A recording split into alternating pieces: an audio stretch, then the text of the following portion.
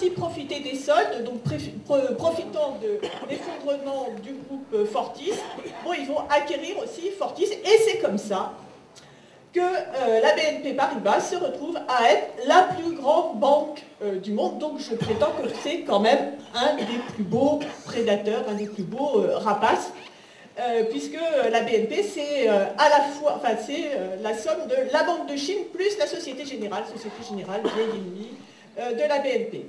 Alors, Michel Pébros, c'est pas un gars oisif, donc il fait ça, mais il fait aussi autre chose. Et là, il est dans les conseils d'administration de Total, de Saint-Gobain, de Lafarge, de ADS. Il est membre du conseil de surveillance d'AXA, de la Banque marocaine pour le commerce et l'industrie. Voilà, alors, cette espèce de privatisateur, là, de rapace particulier, il a une autre particularité, c'est que c'est un rapace, avant même qu'on lui coupe la tête, il fait pousser une deuxième tête. Puisqu'en fait, en 2003, il a décidé de couper en deux. C'est-à-dire, d'un côté, le poste de président qui se garde, on n'est jamais mieux servi que par soi-même, et puis il crée le poste de directeur général et il nomme Baudouin Pro, qui a une petite dizaine d'années de moins que lui, comme ça assure l'avenir. Bon, mais il n'y aura pas de surprise, hein, puisque c'est la même histoire. Il vient aussi du corps des inspecteurs généraux. Il a quitté le public en 89 et puis il a gravi tous les échelons de la BNP. On voit que la solidarité n'est pas un vain mot dans cette caste, c'est parfait. Voilà. Et puis on ne peut pas dire qu'on en a deux pour le prix d'un, hein, parce que ça coûte cher ces petites bêtes-là. Alors en 2009 par exemple, 2009 c'est au fond de la crise. Les banques ont dû être renflouées par de l'argent public. Hein. Et bien, à ce moment-là, les deux ensemble, les deux têtes là, ils sont élus ensemble financiers de l'année et à eux deux, ils ont réalisé 1 million d'euros de plus-value quand ils ont cédé leur stock option. Puis au moment où ils ont dit non, on ne va pas tout prendre parce que quand même, etc. Voilà, voilà. Alors, il y a vraiment des gens qui sont mesquins parce qu'il y a un truc qui classe les entreprises pour savoir si elles sont entreprises solidaires. Mais figurez-vous qu'au motif futile que le salaire du dirigeant donc de BNP Paribas représente 137 fois le salaire médian français, et ben on ne leur a pas accordé le label d'entreprise solidaire. C'est quand même dégueulasse. Bon. Voilà, alors, c'est un patron tout privé, d'accord, mais il se souvient. Hein, donc il n'a pas renoncé à peser sur les affaires publiques, donc c'est un proche de Nicolas Sarkozy.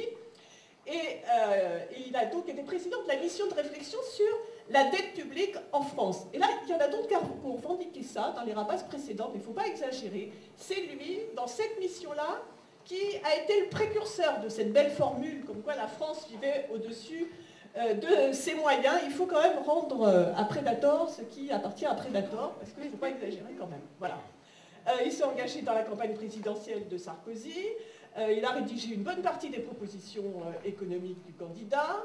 Et puis, il a participé au comité de suivi de la révision générale des politiques publiques. Vous savez, ce truc qui fait la suppression d'un fonctionnaire sur deux par an à la retraite, etc. etc. Donc, il a gardé une grande préoccupation pour la fonction publique. C'est pas un ingrat, il se souvient de ses débuts. Voilà. Et puis, pour revenir quand même sur son cœur de métier, sa banque, c'est la banque d'un monde qui change. C'est peut-être plutôt la banque qui change le monde pour le rendre encore pire.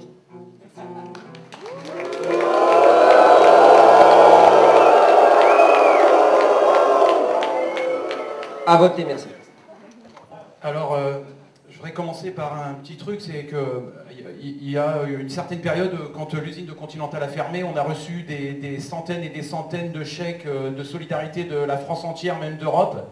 Et cette caisse de solidarité, on y a fait vachement gaffe, on a gardé pas mal d'argent. Et d'ailleurs, on a décidé en Assemblée Générale et le comité de lutte de redistribuer cet argent ou à des œuvres humanitaires ou à ce dont il était fait au départ, c'est-à-dire aider des entreprises en difficulté.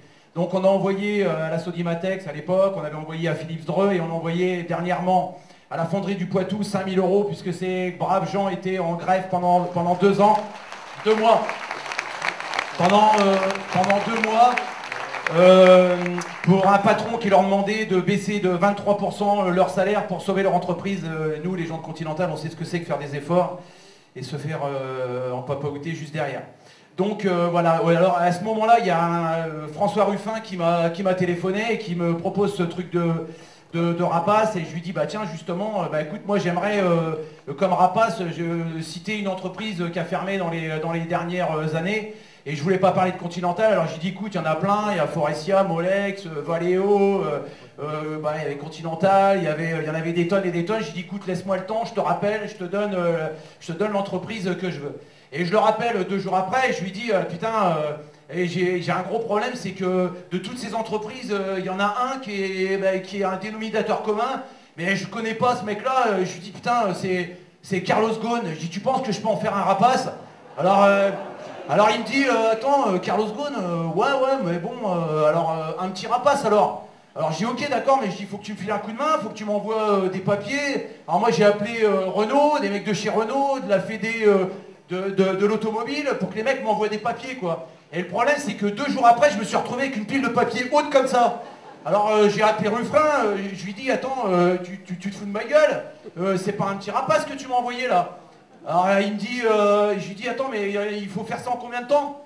Bah, il me dit en 5 minutes. Et je lui dis, attends, mais ça va pas en 5 minutes, il y a 300 pages, le mec il a un dossier haut comme ça, je peux pas. Alors, il me regarde, il me dit, Mathieu, arrête avec ta grosse tête là, et dis-toi, moi je suis reporter de Mermet, et moi la majorité de ce que j'ai fait dans ma vie, les choses les plus importantes, je les ai fait en 5 minutes.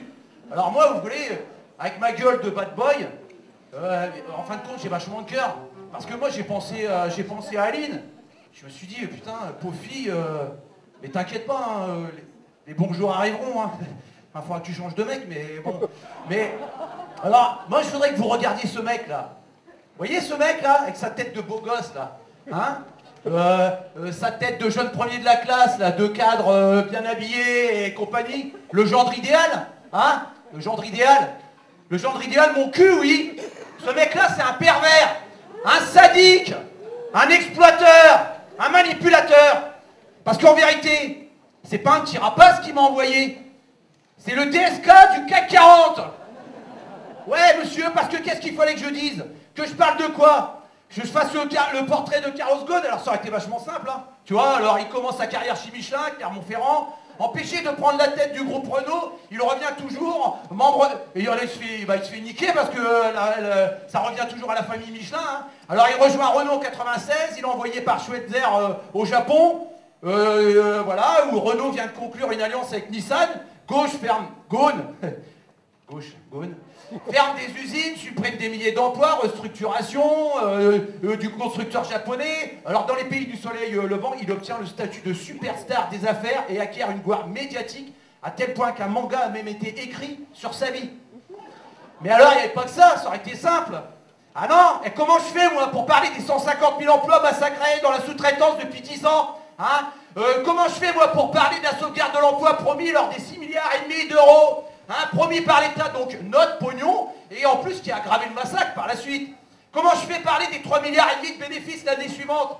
Comment je fais pour parler des milliers de suppressions d'emplois chez Nissan? Je fais comment moi en 5 minutes, hein?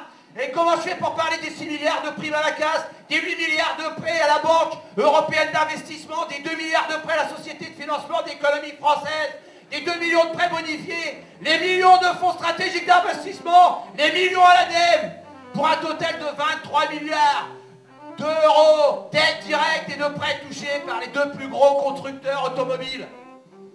Et alors, les Twingo, je sais pas où là, hein, les Clio en Turquie, les Dacia en Roumanie, j'en parle comment en 5 minutes, hein? Explique-moi comment je fais les vraies fausses affaires d'espionnage. Et pour finir, lors de toute cette période difficile, les 2 salaires que ce pauvre monsieur Ghosn s'est attribué lors de cette année difficile de 2009, 9,4 millions d'euros, les stop cash, les parachutes dorés. Messieurs, dames, ce mec-là, oui, il m'a baisé, et bien profondément. Et vous voulez que je vous dise?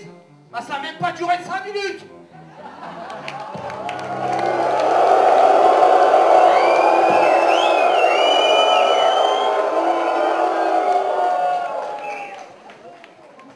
Le public a voté.